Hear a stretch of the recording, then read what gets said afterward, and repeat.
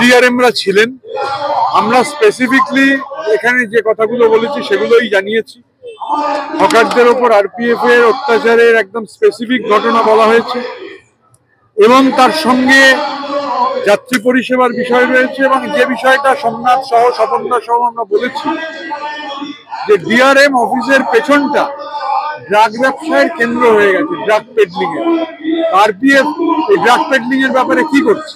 শুধু হকার উচ্ছেদে আগ্রহ আছে আর ড্রাগ ব্যবসায়ীদের ধরবার ব্যাপারে আগ্রহ নেই। এটা তো আরপিএফ এর আন্ডারে।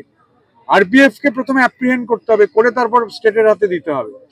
এবং সাউথ এবং নর্থ সেকশনের যে জায়গাটা, ওই জায়গায় যেভাবে পকেটমারি বেড়েছে অভাবনীয়, কোনো ভূমিকা নেই। আমরা সমস্তটাই লিখিতভাবে জানিয়েছি এবং আমরা ওনাকে বলেছি যে সব থেকে জরুরি হচ্ছে একটা সমস্ত স্টেক হোল্ডারদের মিটিং ডাকা। কারণ যখনই আমরা এখানে আসি ডিআরএম থাকেন না, ডিআরএম এর সেদিনই কাজ করে যায়। এবার ওনারা বলছেন কোইন্সিডেন্টাল, আমরা এটাকে কাকতালীয় মানতে আর রাজি নই।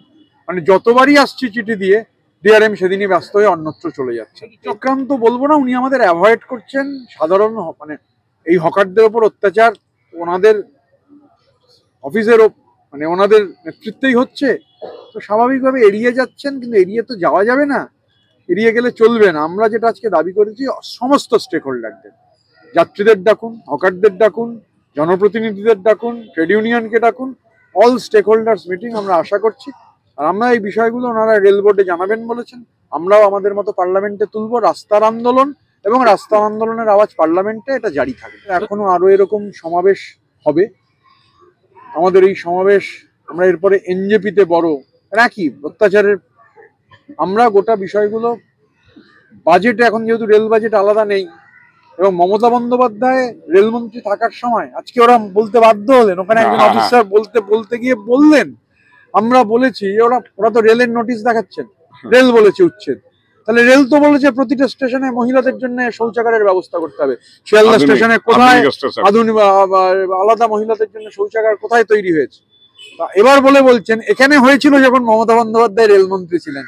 আমাদের বলতে হয়নি, আধিকারিকরাই বলছেন মমতা বন্দ্যোপাধ্যায় যখন রেলমন্ত্রী, আমি এই সেকশনে স্যার ছিলাম, সব জায়গায় এগুলো হয়েছিল।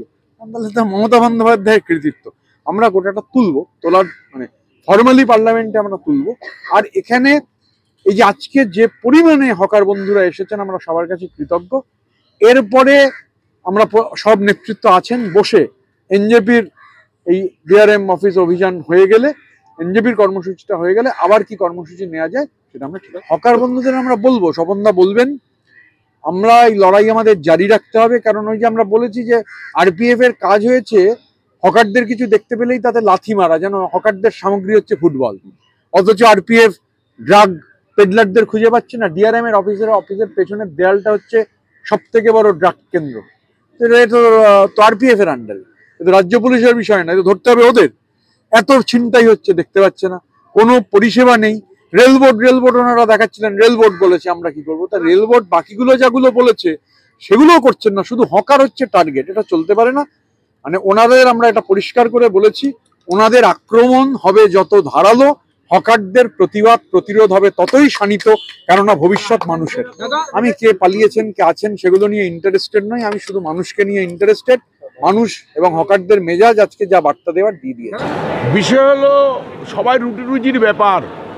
দিল্লির বিজেপি সরকারের আঙ্গুল হেলুনিতে আরপিএফ যে অত্যাচারটা নামিয়ে আসছে, তার প্রতিবাদে আজকে সকল হকার পৌঁছে গেছে ডিআরএম বিল্ডিংয়ে। আমরা যেটা ভেবেছিলাম তার চেয়ে অনেক গুণ বেশি লোক আসছে। অনেক লোক যেতে পারেনি সভাকক্ষে। আপনারা জানেন আমাদের যে হকারের ডেপুটেশন যেটা ছিল 4-5 দিন ধরে, রেল এত ভয় পেয়েছে যে ডিআরএম বিল্ডিংয়ের গেটটা পর্যন্ত বন্ধ করে রেখেছে, বিভিন্ন ট্রেন ক্যান্সেল করেছে। কিন্তু কোনো বাদ হকাররা মানেনি। হকাররা সব উপেক্ষা করেও ডিআরএম বিল্ডিং পৌঁছে, তো তা নেই, হিম্মত নেই যে আমাদের চোখে চোখ রেখে কথা বলবে। কারণ রেলটাকে এরা বেচে দিচ্ছে, কারণ এরা শ্রমিকের উপর অত্যাচার করছে, মিনিমাম ওয়েজেস দিচ্ছে না, এদের পিএফ দিচ্ছে না, এদের যেই পয়সাটা দেওয়ার কথা বা ওদের পরিবারের প্রতি সেটা করছে না, তাই ভয়ে চোখে চোখ রাখতে পারবে না বলে পালিয়ে গেছে। আমাদের সৎসাহস ছিল, ওনার কক্ষে গেছি, উনি নেই।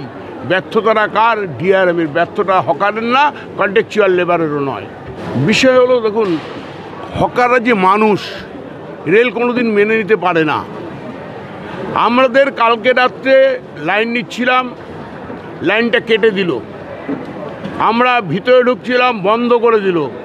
তাই আমরা তৎক্ষণাৎ নিজেরা বসে সিদ্ধান্ত নিলাম, সবাই 1 টাকা করে টাকা দেবো, জেনারেল লাগাবো, কাউর দ্বারস্থ হবো না, জেনারেলের প্রোগ্রাম চলবে। হকাররা বললো আমরা আছি দাদা, সবাই মিলে তাই 1 টাকা করে দিয়ে আমরা জেনারেল লাগিয়ে এই প্রোগ্রামটা করলাম। আমাদের দাবি হচ্ছে, মূলত দাবি স্বাধীনতার পর থেকে হকারের একটা দাবি আছে, লাইসেন্স দিতে হবে, পুনর্বাসন দিতে হবে। সেই দাবিটা আমাদের স্বাধীনতার পর থেকেই আছে, এখনও সেই দাবির উপরে আমরা অনড়। এবং কন্ট্রাকচুয়াল লেবারদের মিনিমাম ওয়েজেস দিতে হবে, তদ্রূপ যা যা সুযোগ সুবিধা আছে সম্পূর্ণ সুযোগ সুবিধা দিতে হবে। আর আমরা বাংলার মানুষ, বাংলার প্ল্যাটফর্ম, বাংলার জমি, বাংলায় এখানে বসে আমরা হকারি করব। কাউর কোনো চোখ রাঙানিতে ভয় পাবো না, ভয় পাইনি। আমরা হকার ছিলাম, আছি, থাকবো। আমাদের এই জন আন্দোলনে উনি ওখান থেকে এক মতন পালিয়ে গেছে। তো আমি এটাই বলবো, আমাদের আজকে ডেপুটেশন ছিল বিভিন্ন বিষয় নিয়ে, আমরা সেটাকে তুলে ধরেছি যে উচ্ছেদ মানব না, পুনর্বাসন না দিলে এটা জানিয়ে দিয়েছি। আমরা মমতা বন্দ্যোপাধ্যায়ের সৈনিক, তিনি মানুষের জন্য সবসময় কাজ করেন। রেলমন্ত্রী থাকাকালীন তিনি অনেক কাজ করেছেন। বর্তমানে রেল পরিষেবা একদম তলানিতে এসে ঠেকেছে। আমাদের নেতা ঋতব্রত বন্দ্যোপাধ্যায়ের নেতৃত্বে একদিকে যখন শ্রমিক আন্দোলন চলছে, ঠিক সেইভাবে যাত্রী পরিষেবা যেন সুরক্ষিত রাখে, সেই জন্যই আমরা আজকে এখানে এসেছি। রেল কর্তৃপক্ষরা বকলমে স্বীকার করে নিয়েছে তাদের অনেক অনেক গাফিলতি আছে, তাদের আমরা সামিল দিতে পারছেন না, সেটা স্বীকার করেছে। আমাদের একটাই লক্ষ্য যে কোথায় ভারতবর্ষে কোথায় কি হচ্ছে দেখার দরকার নেই। বাংলায় আমরা রেল হকারদের জন্য সুরক্ষিত রাখবো, যাত্রী পরিষেবাকে সুরক্ষিত রাখবো।